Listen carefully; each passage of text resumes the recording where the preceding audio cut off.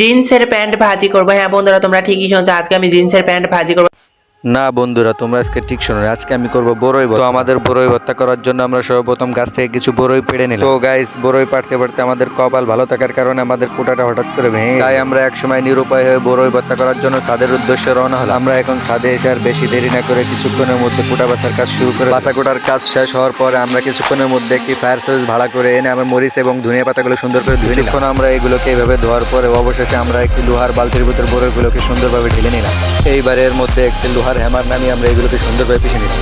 বড়ইগুলো যখন হালুয়ায় রূপান্তরিত হলো তখন সেগুলোকে আমরা প্লেটের উপর নামিয়ে নিলাম। তো আমরা লোহার বালতির মধ্যে দ্বিতীয়বারের মতো মরিচ এবং ধনিয়া পাতা দিয়ে দিলাম।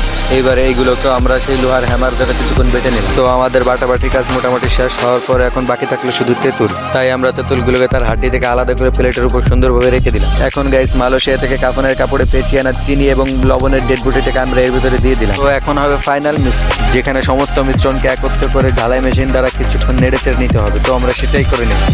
তো গাইস, এখন এগুলোকে খেয়ে দেখতে হবে আসলে কি এগুলো স্বাদ হয়েছে কি নাকি আমার বকবকানির কারণে সকল স্বাদ উড়ে গিয়ে। না গাইস, স্বাদ উড়ে যায়নি, এখন আমি মুখে দিয়ে বুঝতে পারলাম কতটা লবণীয় হয়েছে। তোমরা যদি চাও তাহলে আমার সাথে অ্যাড হতে পারো। তো আমরা ভর্তা খেয়ে উপভোগ করতে থাকি। তোমরা এমন ইন্টারেস্টিং ভিডিও পাওয়ার জন্য লাইক এবং সাবস্ক্রাইব করে আমাদের পাশে থাকো।